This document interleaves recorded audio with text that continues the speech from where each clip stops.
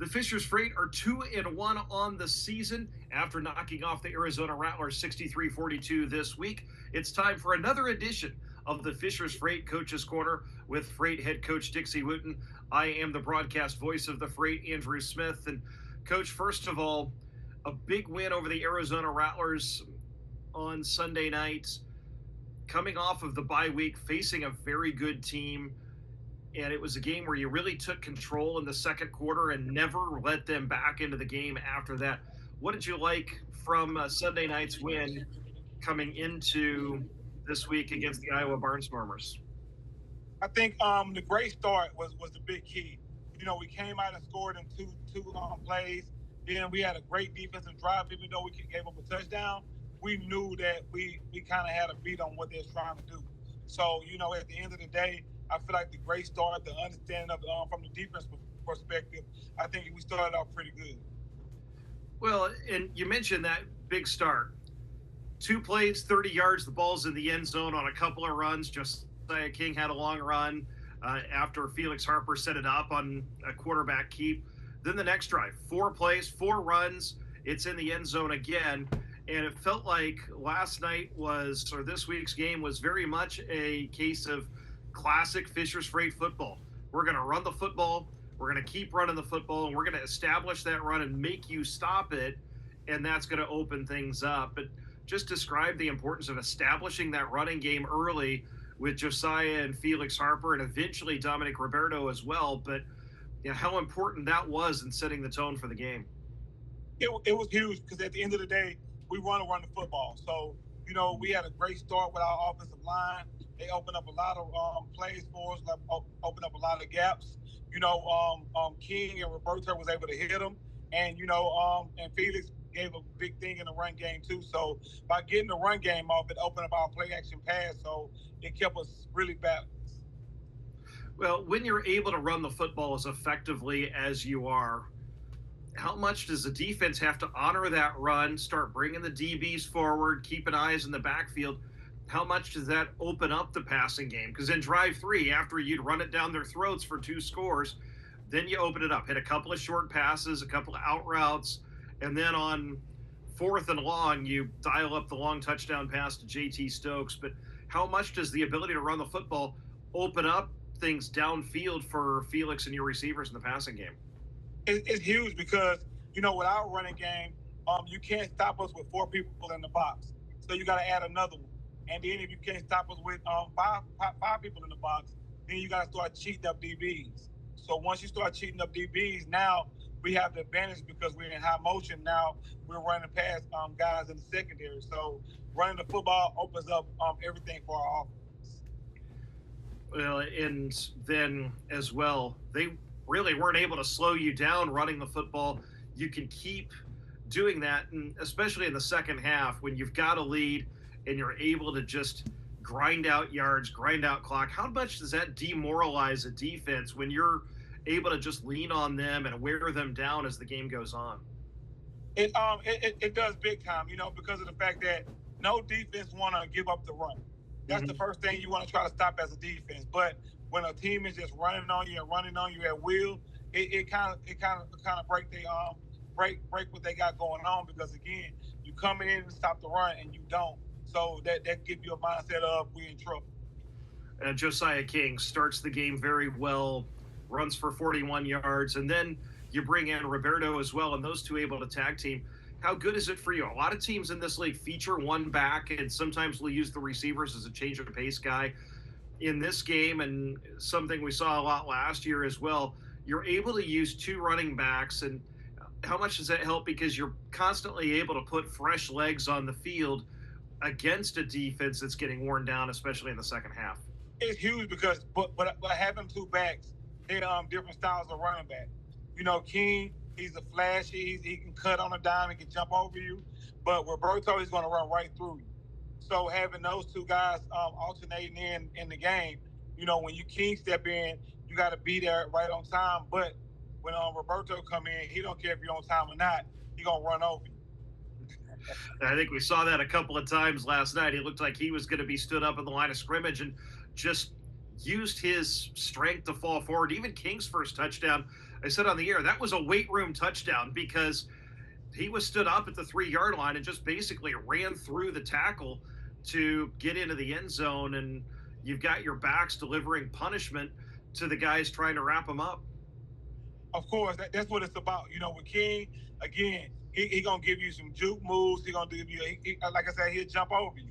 But with Roberto, it's like you thinking he coming in and gonna shake you, and he run through your face. So at the end of the day, having those guys, and the great thing about it though, Andrew, is they play together well. They support each other. When one score a touchdown, the other one happy like they score a touchdown. So when they get in the game and get their carries, they both can go hard as they can. Well, of course, it doesn't happen without the guys up front. You built another great offensive line, bringing Navon Donaldson in, an all IFL lineman last year, and then LaQuinston Sharp and Daryl Simmons, a couple of guys that were here as part of the league's top rushing team a year ago. Just describe what those guys are doing to open up the holes, open up the running lanes, to allow your backs, all three of them, when you add Felix to that mix, and even JT Stokes gets some carries as well, to allow those guys to be able to get to that second level and challenge the defensive backs because they're keeping the D line out of the backfield. Offensive line is everything. One thing about one of my teams, we always start with the offensive line first. So what we do is, these guys, they practice hard every day. Coach Jared Thomas do a great job of getting these guys prepared, for what they see on the field. So anytime teams adjust to our run game, our O-line is be able to adjust to what they got going on as well. So it's fun, watching those guys work. They work together. They understand how to get to the next level, things like that. So I'm excited to have those guys. How much of an addition was Navon Donaldson, a guy who's a big guy, who's played a lot in this league, played a lot at a very high level, to what was already a very good offensive line? It's huge, man. Because at the end of the day, they've been places before, like Donaldson, been in the NFL. Short played in the Mississippi State. He played in the SEC, and you have Simmons. He played at Iowa State. So these guys have played a lot of great football. So coming here, playing on another level, man, they understand how to play in big games. Well, and then you add to that, we talk about Josiah King running the football, but again, a big special teams play. It felt like against Green Bay when you were down 35-9, he had a long kickoff return that set up a score that helped get you back into the game last night. It's 23-21. It's a classic indoor football game. Both offenses are cooking. Both teams are scoring on each possession. And then he takes a kickoff to the house. And that felt like that just flipped momentum a little bit more. You followed that up with a defensive stop. How much of a momentum boost is it when you can get a big play in special teams like you were able to from Josiah and the guys blocking in front of him last night? It's huge because at the end of the day, when an offense score for you, you come in, you kick it off, you think that you're going to get a tackle on kickoff and come out and have a chance to get a stop on defense. But when they kicked it off, Josiah, read the right blocks. Coach Stout did a great job of drawing it up, and Josiah took it back to the house. So when you run any kickoff, somebody run back, it's demoralizing to the other team. So that's why when the offense just scored, now they had to come back on the field without taking a break, and we was able to get a stop right after the kickoff return. Speaking of special teams, how much of a weapon is Callum Sutherland? He's got 3 deuces in 3 games. That's a couple of points you can steal per game, and he's got a big leg as well. And even against Arizona, when he wasn't going for deuces, his placement on the kickoffs, he put one in the corner that created some chaos that allowed you to set them back inside their own 10-yard line. The fact that he was able to place the football where he wanted to when you wanted a line drive kick, or he's able to give you that opportunity to score 2 points with the deuce and essentially turn touchdowns into 9-point touchdowns if he can nail that. How much of a weapon is having a guy like him? It's huge because of the fact that anytime you can get points, it's always good in the football game. But knowing him, he can hit a deuce every game. He can hit 2. But also like you said, his kickoffs. Every time he swiveled the ball, we always pinning guys at the 5-yard line. So now the offense have to drop the whole field. So having Sutherland on our team is huge because at the end of the day, he's going to make majority of his extra points. and he's going to be a weapon in the kickoff game. Well, and as we look at that game against Arizona, I've always believed, and I think everybody is, football games are won on third and fourth downs. The yardage was pretty even. Both teams were able to move the ball. They both dialed up some big plays. But the bottom line is you won fourth down in that game. The touchdown that made it a 23-14 game was a 29-yard pass on fourth and long. Later in the half, you hit Isaiah Coulter in the end zone on fourth and long to score another touchdown. And there was another fourth down conversion as well that led to a score. Meanwhile, your defense was able to get off the field a couple of times on fourth and long by forcing them into some passing situations. And then you made some plays in the secondary. Just describe that importance of getting into defensively, getting them into third and long, fourth down situations, being able to get off the field those couple of times that you were able to, but also converting on those fourth down situations, because ultimately that turned out to be the difference in the game. So fourth down is huge, especially playing against the Rattlers. We knew that it was going to be a fourth down game the whole time, because it's rare that they kick field goals. So we had a few fourth down plays that was in mind. We wanted to attack them vertical because we knew that they was going to be sitting at the chain. So that's why we was able to throw a fourth down post to JT Stokes. And when we got in the red zone, we was able to throw a fourth down play to Coulter because of the fact that we know they're super aggressive on fourth down. So, at the end of the day, when you play against a team like the Rattlers, you got to be ready to play all four downs, and I'm glad we was able to win fourth down yesterday.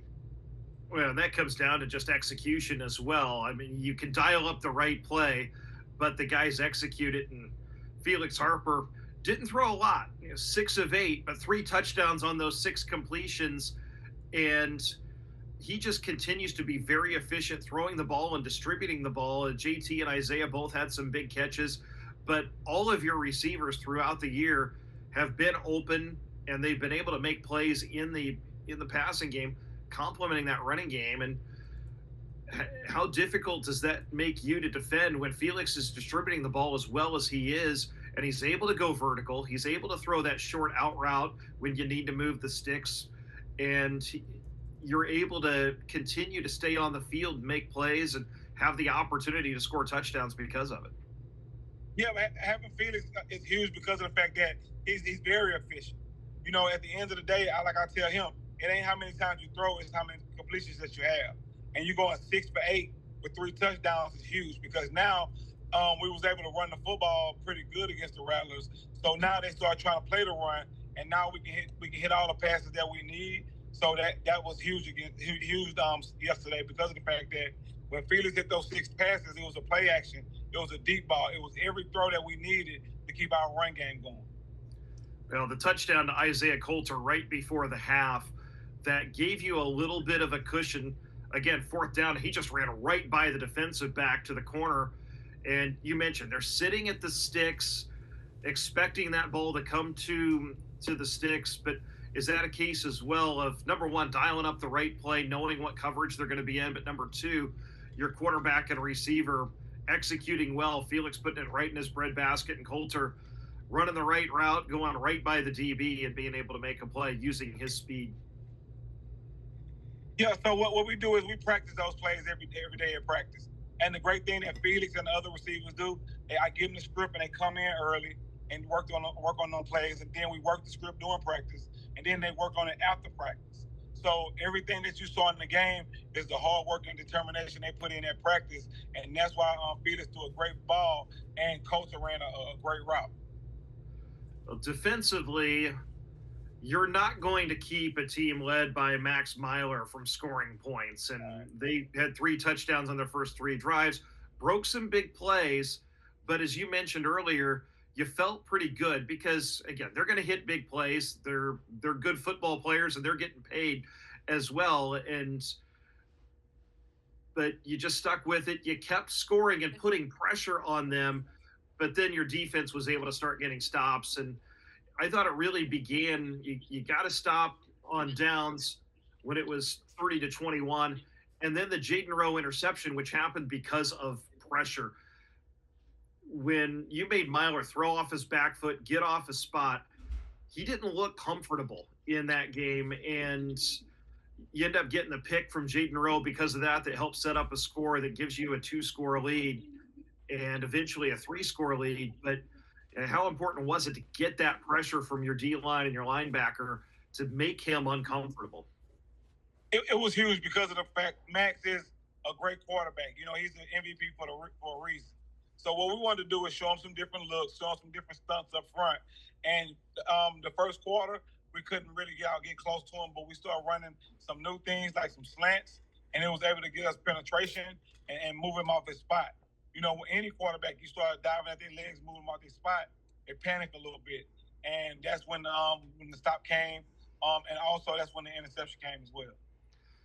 And then later in the game, you had a lead in the second half, and they scored. You kept responding and putting pressure on them. But then later in the game, they're down by a couple of scores, and you have largely taken the running game away and made them be one-dimensional. At that point, give you a chance to give some flowers to your DBs because your downfield coverage was so good. There were a couple of times where he had nobody to throw to, and it might lead to your defensive lineman getting home, but it also leads to the fact that you're going to get an incompletion, you're going to get a stop because your DBs are doing a great job of staying with their receivers. Right. So, again, in the second half, when we made all our adjustments, our DBs knew exactly what we wanted to do.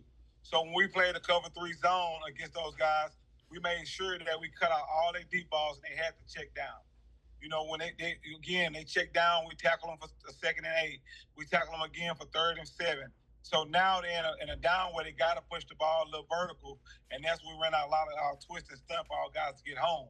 Our DBs did a great job of, not looking in the backfield at the quarterback, but finding receivers. Once you find receivers, you're going to fall where you need to be at all times. You signed Cornelius Montgomery this week, and another guy that's played at a high level, played 4 years at Louisville and Ole Miss in college, and comes in and he looked very comfortable. But not only did he look comfortable, he was disruptive the entire game. What did he add to the defense just in his ability to blitz and create havoc on the blitz, and then as well chase down plays and complement your D-line and really shutting their running game down and making Max Myler very, very uncomfortable throwing the ball? So our main objective going to a football game is making a team one-dimensional. And the great thing about it is, they hit some runs early that put us in the bind, but we made the adjustment to them. But now we started to stop the run. We started the jet sweep. We stopped the toss. We stopped the zones. So now, we kind of took away every running play. So now they got to try to throw the football. And all of a sudden, then when they try to throw the football, my guys are going to be in the lanes of either knocking it down, getting an interception, or, breaking them up on the football. So, again, when we stopped the run, it made everything else, we can focus on everything else.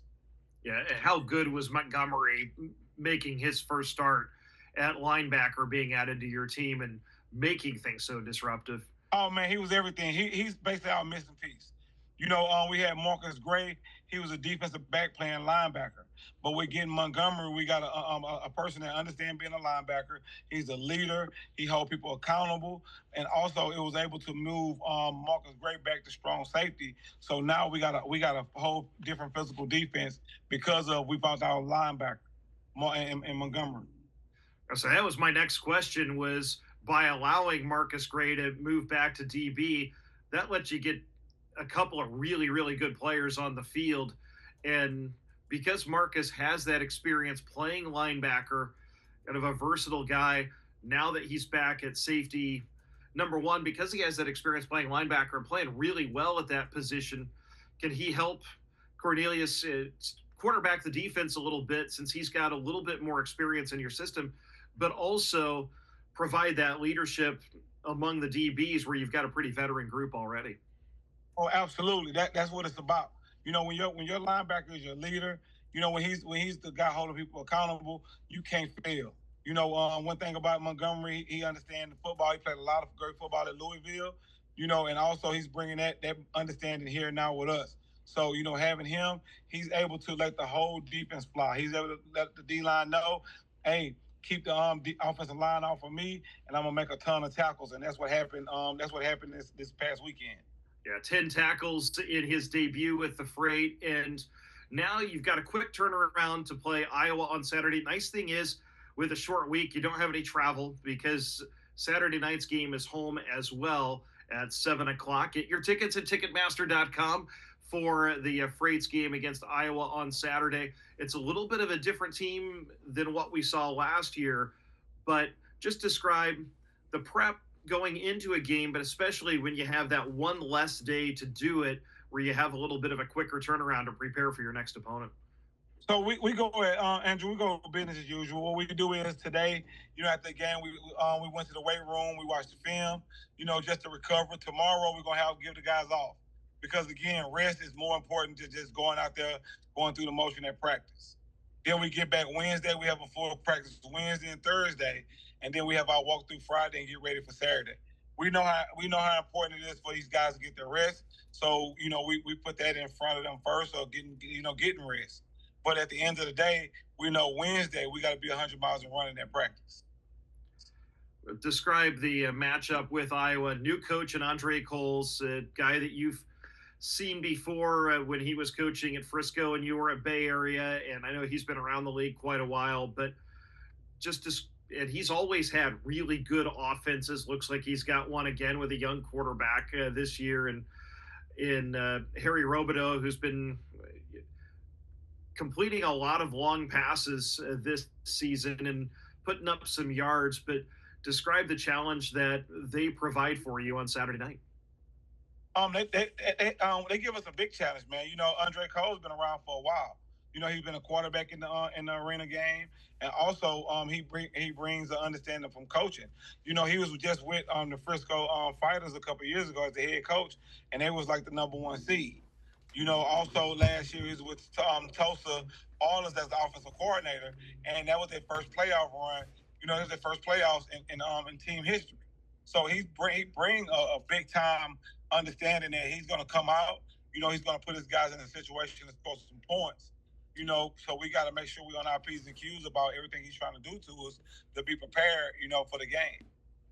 They look like a team that likes to throw the football again. What you've seen a little bit already, is there that balance of needing to take away their passing game and what they like to do there, while also making them one-dimensional by taking away the running game when they do try to run the ball? You got to do it again. You got to come in. You got to take away the run. When you stop the run, you got to make sure that you got your run fit solid and things like that. So at the end of the day, I feel like in this league, if you make a quarterback throw like 30 times, it's a big chance for you to be successful in the game. So again, we want to come out and stop the run. We want to make that quarterback beat us in the air, and we can live with that if that happens. 3 games in, you've played 3 playoff teams from last season. You're 2-1, and the one was a tight game on the road.